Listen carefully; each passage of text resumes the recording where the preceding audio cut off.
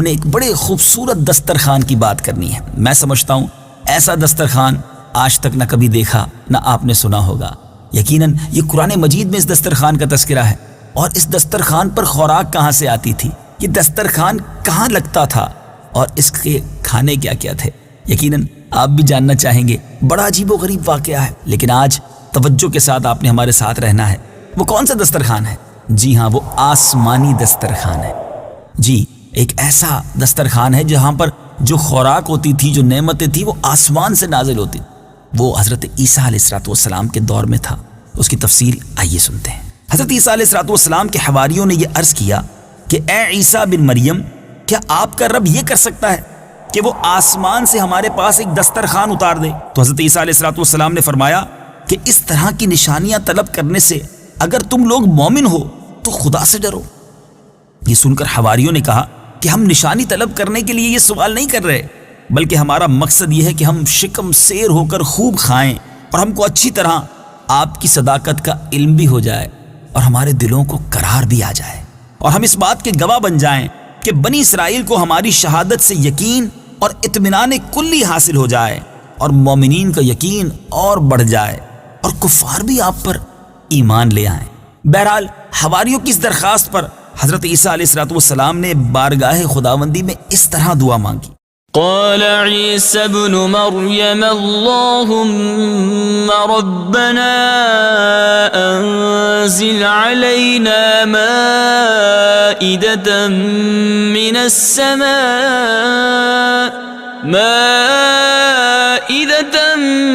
السماء تكون لنا عيدا لأولنا وآخرنا وآية منك وارزقنا وأنت خير الرازقين۔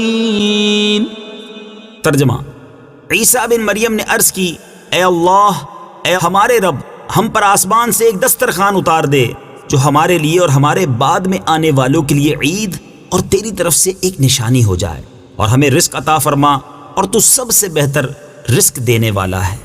حضرت عیسیٰ علیہ السلام کی دعا پر اللہ تعالیٰ نے فرمایا کہ دسترخوان تو اتار دوں گا، لیکن اس کے بعد بنی اسرائیل میں سے جو کفر کرے گا میں اس کو ایسا عذاب دوں گا کہ تمام جہان والوں میں سے کسی کو ایسا عذاب نہیں دوں گا۔ چنانچہ اللہ تعالیٰ کے حکم سے چند فرشتے ایک دسترخوان لے کر آسمان سے اترے، جس میں 7 مچھلیاں اور 7 روٹیاں تھیں۔ حضرت ابن عباس رضی اللہ تعالیٰ عنہما سے روایت ہے کہ فرشتے دسترخوان میں روٹی اور گوشت لے کر آسمان سے زمین پر نازل ہوئے، اور بعض روایتوں میں یہ بھی آیا ہے کہ تلی ہوئی ایک بہت بڑی مچھلی تھی جس میں کانٹا نہیں تھا، اور اس میں سے روغن ٹپک رہا تھا، اور اس کے سر کے پاس نمک اور دم کے پاس سرکہ تھا، اور اس کے ارد گرد قسم قسم کی سبزیاں تھیں، اور 5 روٹیاں تھیں۔ ایک روٹی کے اوپر روغن زیتون، دوسری پر شہد، تیسری پر گھی، چوتھی پر پنیر، 5ویں پر گوشت کی بوٹیاں تھیں۔ دسترخوان کے ان سامانوں کو دیکھ کر حضرت عیسیٰ علیہ السلام کے ایک حواری، یعنی آپ کے ایک ساتھی شمعون نے کہا کہ جو تمام حواریوں کا، تمام ساتھیوں کا سردار تھا، کہ اے روح اللہ، یہ دسترخوان دنیا کے کھانوں میں سے ہے یا آخرت کے؟ تو آپ نے فرمایا کہ یہ نہ تو دنیا کے کھانوں میں سے ہے نہ آخرت کے، بلکہ اللہ تعالیٰ نے اپنی قدرت کاملہ سے تمہارے لیے اس کھانے کو ابھی ابھی ایجاد فرما کر بھیجا ہے۔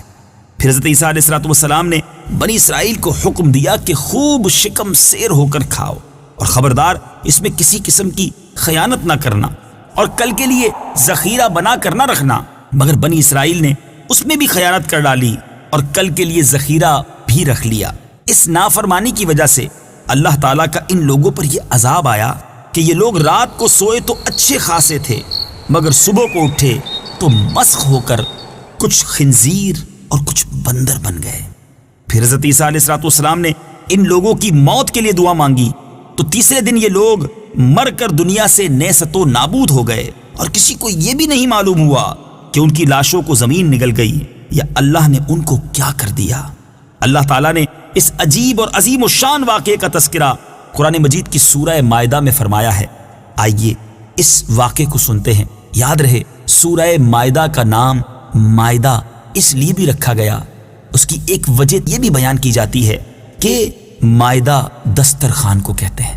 قرآن پاک کی آیات سنیے اور اس کا ترجمہ سنیے۔ قال عيسى ابن مريم اللهم ربنا أنزل علينا مائدة من السماء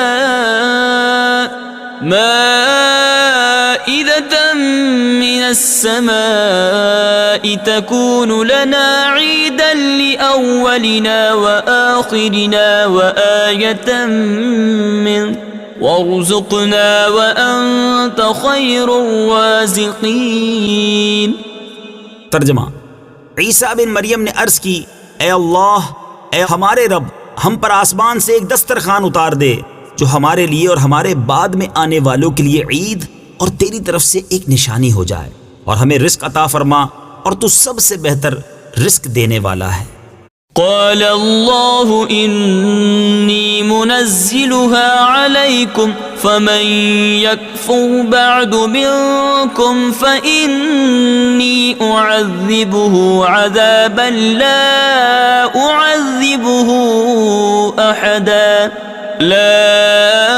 أعذبه أحدا من العالمين۔ ترجمہ: اللہ نے فرمایا، بے شک میں وہ تم پر اتارتا ہوں، پھر اس کے بعد جو تم میں سے کفر کرے گا تو بے شک میں اسے وہ عذاب دوں گا کہ سارے جہان میں کسی کو نہ دوں گا۔ میٹھے میٹھے اسلامی بھائیوں، اس عجیب و غریب آسمانی دسترخوان کا واقعہ آپ نے سنا، لیکن اس واقعے کو سننے کے بعد ہمیں درس کیا ملتا ہے؟ آپ نے دیکھا کہ اللہ کے نبی کی نافرمانی کرنا یہ کس قدر خوفناک جرم ہے اور اس پر سزا کس قدر کڑی دی گئی۔ اے میٹھے اسلامی بھائیوں، ہم بھی کسی نبی کی امتی ہیں، ہمارے آقا علیہ الصلوۃ والسلام کے بہت سارے فرامین ہم تک پہنچے ہیں، ہمیں بھی اپنے آقا علیہ الصلوۃ والسلام کے ان فرامین پر، ان احکام پر عمل کرنا ہے۔ نبی پاک علیہ الصلوۃ والسلام سے سچی محبت کا تقاضا تو یہ ہے کہ جو احکام عطا فرمائے اس پر تو عمل کرنا ہی کرنا ہے، بلکہ جو نبی پاک علیہ الصلوۃ والسلام کی سنتیں ہیں، عاشق رسول کو تو اس پر بھی عمل کرنا ہے۔ دوسری بات ہمیں یہ پتہ چلی کہ حضرت عیسیٰ علیہ السلام کی دعا میں ایک جملہ تھا، وہ یہ تھا کہ جس دن دسترخوان نازل ہوگا وہ دن ہمارے اگلوں اور پچھلوں کے لیے عید کا دن ہوگا۔ آئیے آیت کا یہ جز ایک بار پھر ترجمے کے ساتھ سن لیجیے۔ تكون لنا عيدا لأولنا وآخرنا وآية منك۔ ترجمہ: جو ہمارے لیے اور ہمارے بعد میں آنے والوں کے لیے عید اور تیری طرف سے ایک نشانی ہو جائے۔ تو آپ نے سنا میٹھے اسلامی بھائیوں کہ جس دن قدرت خداوندی کا کوئی خاص نشان ظاہر ہو، اس دن خوشی منانا، مسرت و شادمانی کا اظہار کر کے عید منانا، یہ تو اللہ کے نبی حضرت عیسیٰ علیہ السلام کا مقدس طریقہ ہے، یہ نبی کی سنت ہے۔ اب نبی پاک علیہ السلام کی جس دن ولادت ہوئی، یعنی 12 ربیع الاول، 12ویں رات اور 12ویں کا دن، گویا یہ تو اللہ عز و جل کی ایک عظیم نشانی، اللہ کی عظیم نعمت کے ظہور کا دن ہے۔ تو اگر اس دن کو عید کے طور پہ منایا جائے، عید کی طرح اس میں خوشیاں منائی جائیں، تو یہ تو قرآن پاک سے ہمیں سیکھنے کو مل رہا ہے۔ تو اسی لیے تو عاشقان رسول اپنے گھر کو سجاتے ہیں، اچھے پکوان بناتے ہیں، محفلیں کرتے ہیں، نیا لباس پہنتے ہیں اور خوشی کا اظہار کرتے ہیں۔ سرکار علیہ السلام سے بڑھ کر بھی کوئی نعمت ہے؟